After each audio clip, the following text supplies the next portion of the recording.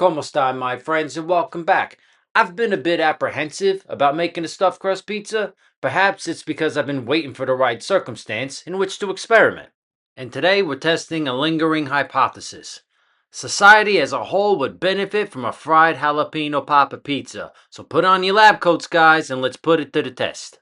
We start with some fresh Texas jalapenos. No seeds, no white pith. I did this because jalapenos are tricky. I mean, you bite into one and nothing, or it could Chernobyl your face right off. So removing the seeds and the white pith of the peppers, we've in effect put a cap on the capsaicin.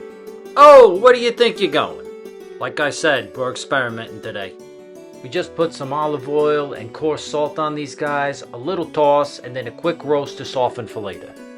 Speaking of that, we got some softened cream cheese that we're going to mix with some Mexican street corn dip and some smoky wood-fired garlic seasoning. This is going to be the stuffing for our stuffed crust.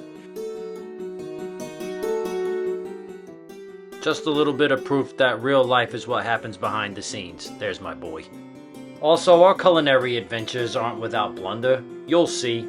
So getting fancy now with our piping bag, we'll stuff the bag with the stuffing we're going to use to stuff our stuffed crust with. So as I'm stretching out this dough, I'm trying to keep that outside crust intact as much as I can. We're going to need that extra slack of dough to stretch over our filling and make a tight seal. This is also going to be pretty heavy once we stuff the crust, so I'm adding extra flour to help with the dough transfer to cook. So far it looks like I know what I'm doing right, but fake it till you bake it, right? Since this is the first time I'm doing this, I'm not going to pretend to have a lot of insight here. That being said though, the curvature of the jalapenos helps with the arranging, and the cup of the pepper helps to hold that cream cheese stuffing. Now I'm just putting a little bit of water so when I fold that dough over, it has something to stick to.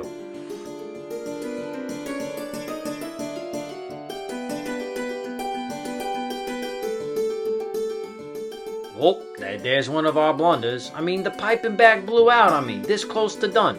I mean, I don't have a piping bag contingency plan. Well, this doesn't look so bad. When your plan hits a divot, you gotta pivot. So let's see how we do with building our crust.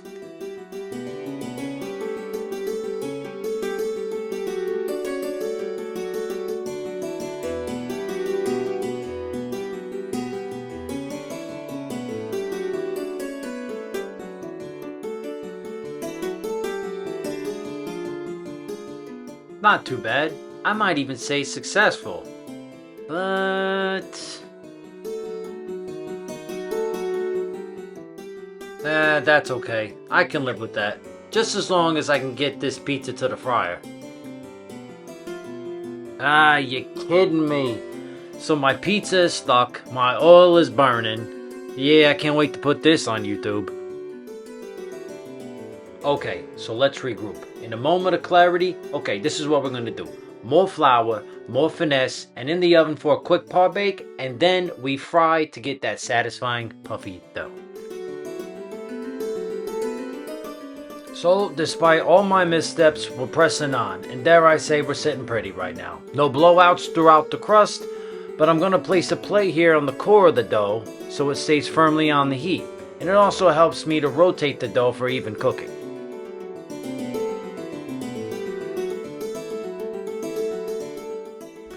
Okay, hold your breath because I'm white knuckling right now. The thought of flipping this thing is giving me more anxiety than having an empty seat next to me on the plane and watching the last people board before the door closes.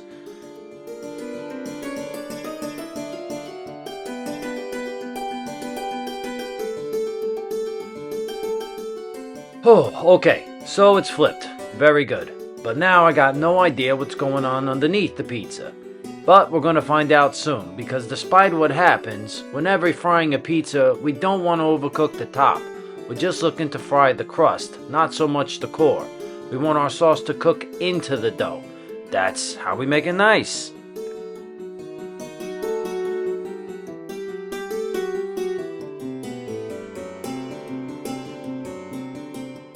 Oy, well that one is about as smooth as a cactus up your nose, but we're still breathing. So I like to be fully transparent. It's the only way to make the words you say have any actual meaning at all. That being said, this iteration of our pie isn't exactly what I envisioned, but it's still going to be pretty dope. I envision bacon, a lot of it, but I'm using chicken sausage here in a feeble attempt to make this a more healthy option. Who am I kidding? I can't even say it out loud. So we got some more of that Mexican street corn queso, our charred chicken sausage, and some mozzarella. And before we finish it off in the oven, we're going to top it with both pickled and fresh jalapenos.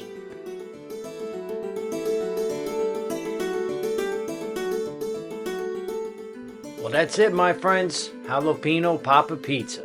We had some setbacks, misfires, a one step forward, two steps back kind of day, but we still managed to make it happen. It's kind of like life. No matter what, keep showing up, keep pressing forward, and keep doing what's right.